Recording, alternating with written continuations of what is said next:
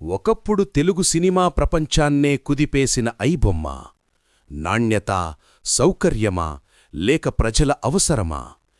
ఏమైనా సరే ఈ వెబ్సైట్ రైజ్ అంత జెట్ స్పీడ్లో జరిగినట్టే దీని ఫాల్ కూడా అంతే సంచలనంగా జరిగింది. ఐబొమ్మ ఎలా మొదలయింది, ఎలా పెరిగింది, చివరకు ఎలా కూలిపోయింది? ఈరోజు ఈ వీడియోలో పూర్తి కథ చెప్పబోతున్నాం.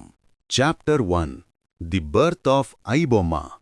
2019 చివర్లో సైలెంట్గా ఒక వెబ్సైట్ వచ్చి కూర్చుంది. ఐబొమ్మ సినిమాలు, కాని డిఫరెంట్గా. మరికొన్ని పైరసీ సైట్లలాగా పేద క్వాలిటీ కాదు. ఇక్కడ 720p, 1080p క్లీన్గా, స్పష్టంగా బ్రౌజర్లోనే ప్లే అయ్యేవి. ఐబొమ్మ త్వరగా గమనించిందేమిటంటే తెలుగు ప్రేక్షకులకు ఓటీటీ ప్లాట్ఫామ్లు ఎక్కువగా అందుబాటులో లేవు, మరియు థియేటర్కు వెళ్లలేని వారికి ఒక ప్రత్యామ్నాయ మార్గం కావాలి. ఇక్కడి నుంచే ఐబొమ్మ రైస్ ప్రారంభమైంది. Chapter 2 why did iBomma become so popular? ఒక 2 ఏళ్లలో ఈ ప్లాట్ఫామ్ తెలుగు రాష్ట్రాలే కాదు, ఎక్కడ తెలుగు ఉన్నారో అక్కడ ఫేమస్ అయింది. దీనికి 4 పెద్ద కారణాలు ఉన్నాయి. సినిమా రిలీజ్ అయిన కొద్దిసేపాటికి అప్లోడ్, సూపర్ క్లియర్ క్వాలిటీ, మొబైల్కు ఫ్రెండ్లీ సైట్. పక్కా చెప్పాలంటే iBomma became a brand. Chapter 3 the impact on Tollywood. IBomma rise పెరిగిన కొద్దీ టాలీవుడ్లో అలజడి ప్రారంభమైంది. ప్రొడ్యూసర్లు, డిస్ట్రిబ్యూటర్లు ఒకే మాట చెబుతూ కనిపించారు. మా సినిమాలు ఖర్చు కూడా రికవర్ కావడం లేదు. రిలీజైన రోజే పైరసీ చేతిలో పడిపోతున్నాయి. 100 కోట్లు పెట్టి తీసిన బిగ్ బడ్జెట్ సినిమాలు కూడా ఒక లింక్ చేతిలో బలయ్యాయి. థియేటర్లలో ఫుట్ఫాల్ పడిపోవడం మొదలైంది. దాంతో మొత్తం ఇండస్ట్రీ ఒకే శబ్దంగా ఐబొమ్మ కారణంగానే నష్టం జరుగుతోంది అంటూ ఆగ్రహం వ్యక్తం చేసింది. Chapter 4 the police hunt begins. IBomma పెరుగుతూ పోతుండగా మరోపక్క Telangana cyber crime, Cyberabad police special టీంలు ఒక భారీ సీక్రెట్ ఆపరేషన్ ప్రారంభించాయి. ఈ వెబ్సైట్ని ఎవరు నడుపుతున్నారు, ఎక్కడి నుంచి ఆపరేట్ అవుతోంది, సర్వర్లు ఏ దేశాల్లో ఉన్నాయి, ఇవన్నీ తెలుసుకోవడం కోసం digital footprints, encrypted logs, VPN routes, ప్రతి క్లూని పించుగుచ్చు వెతుకుతూ సాగారు.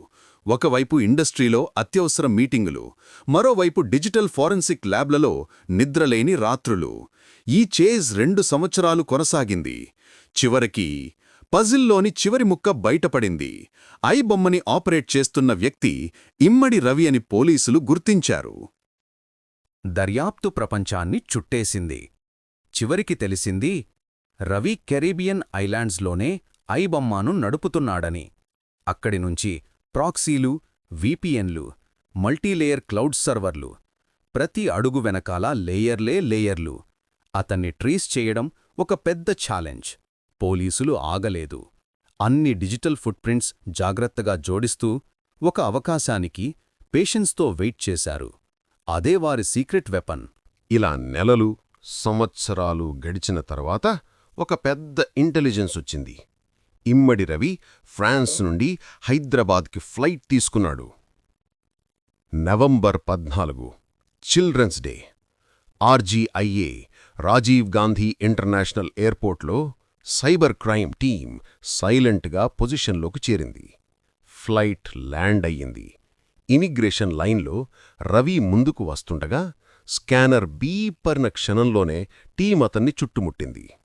2 సంవత్సరాల సీక్రెట్ హంట్ 1 నిమిషంలో ముగిసింది. అక్కడే ఐబొమ్మ కథలో కీలక మలుపు వచ్చింది. ఇమ్మడి రవి అరెస్టుతో కథ మొత్తం మారిపోయింది. అధికారులు వెంటనే అతను వాడిన సర్వర్లను బ్లాక్ చేశారు. ఐబొమ్మ పేజీలు ఒక్కటిగా డౌన్ అయ్యాయి. ఈరోజు కూడా కొన్ని దేశాల్లో సర్వీస్ అనవైలబుల్ అనే మెసేజ్ మాత్రమే కనిపిస్తుంది. ఇది ఐబొమ్మకు అధికారిక ముగింపు. కాని ఇది కేవలం ఒక వెబ్సైట్ క్లోజ్ అయ్యింది అన్న వార్త మాత్రమే కాదు. ఇది మన సినిమా పట్ల మనం చూపే ప్రేమకు వచ్చిన పరీక్ష. పైరసీ అనేది లీగల్ ఇష్యూ అంటే కాదు, ఇండస్ట్రీకి నేరుగా నష్టం చేసే గాయం. సినిమాలకు నిజమైన బలం టికెట్లే. మన టికెట్ కొనుగోలు మన సపోర్ట్ వల్లే కొత్త సినిమాలు వస్తాయి, కొత్త కథలు రూపుదిద్దుకుంటాయి, మనకు ఎంటర్టైన్మెంట్ అందుతుంది. ఒక సైట్ మూసుకుపోయింది, కాని మన బాధ్యత మాత్రం ఇక్కడ నుంచి మొదలవుతుంది.